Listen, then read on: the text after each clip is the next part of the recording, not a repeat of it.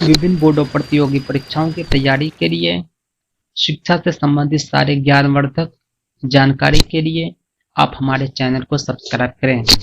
बिहार राज्य भवन पटना से एक बड़ी खबर निकलकर सामने आ रही है कि मंत्रिमंडल का विस्तार हुआ है। हम देखेंगे कौन से मंत्री को कौन सा विभाग मिला है, किसको कौन सी जिम्मेदारियां सौंपी गई है। उससे पहले मैं आपको ये बतला दूं कि संविधान में एक अनुच्छेद है, अनुच्छेद 166(3). इसके द्वारा ही मंत्रिमंडल का विस्तार होता है। अलग अलग मंत्री को अलग अलग कार्य सौंपे जाते हैं और इस संबंध में कार्यपालिका ने नियमावली 6A एवं 7A का भी उपयोग किया जाता है और ये जो कुछ भी होता है ये अगले आदेश तक होता है, क्योंकि आप जानते होंगे कि राज्य में 2 सभाएं होती है, 2 सदन होते हैं, एक विधानसभा, एक विधान परिषद। विधानसभा का कोई कार्यकाल नहीं होता, जबकि विधान परिषद का कार्यकाल निर्धारित होता है। उसका कार्यकाल 6 साल का होता है और प्रत्येक 2 साल पे सेवानिवृत्त होते हैं और नए संसद का चयन होता है। लेकिन विधानसभा में इसके मंत्री का कार्यकाल निर्धारित नहीं होता है, बल्कि इसे कभी भी चयनित किया जा सकता है और इसे कभी भी भंग किया जा सकता है। भंग कौन करेगा? मुख्यमंत्री करेंगे राज्यपाल के आदेश से। आइए जानते हैं इस प्रमुख जानकारी के बाद कि कौन से मंत्री को कौन सा विभाग मिला है। आप जानते होंगे कि हमारे मुख्यमंत्री कौन है? मुख्यमंत्री नीतीश कुमार। इसने समान प्रशासन विभाग, गृह विभाग, मंत्रिमंडल सचिवालय, निगरानी विभाग और निर्वाचन विभाग दिया है। इसके अलावा वो सभी विभाग जो किसी के नाम आवंटित नहीं है, उसकी देखरेख भी कौन करेंगे? मुख्यमंत्री नीतीश कुमार करेंगे। इसके अलावा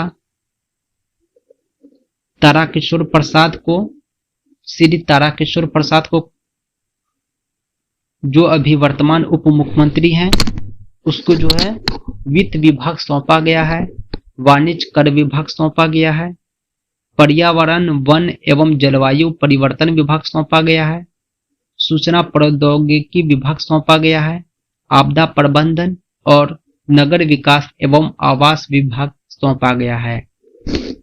जो दूसरी उप मुख्यमंत्री है श्रीमती रेणु देवी, उसको 3 विभाग सौंपा गया है, पंचायती राज विभाग, पिछड़ा वर्ग एवं अति पिछड़ा वर्ग कल्याण विभाग, उद्योग विभाग।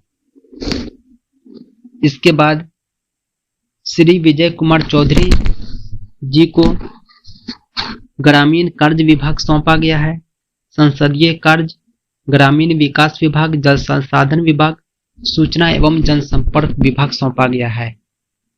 श्री विजेंद्र प्रसाद यादव को ऊर्जा विभाग सौंपा गया है, योजना एवं विकास विभाग सौंपा गया है,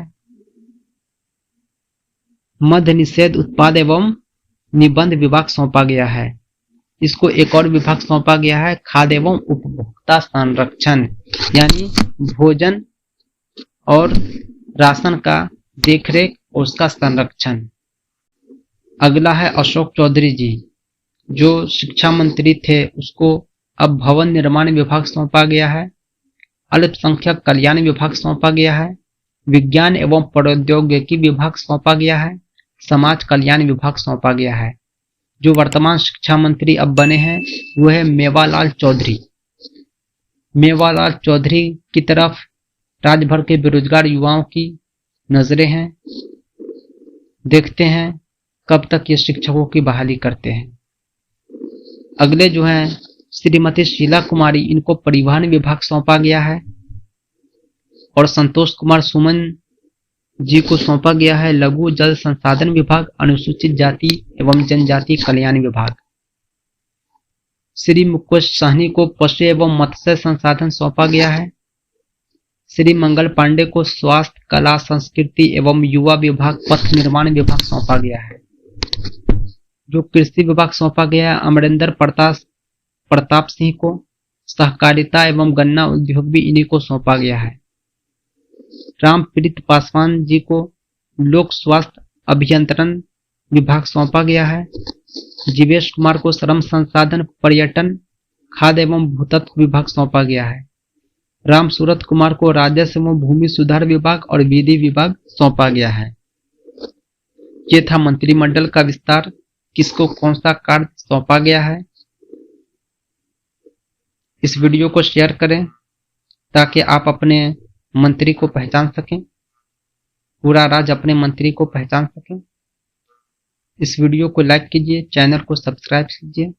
फिर हम मिलेंगे एक नई ज्ञानवर्धक जानकारी के साथ। धन्यवाद।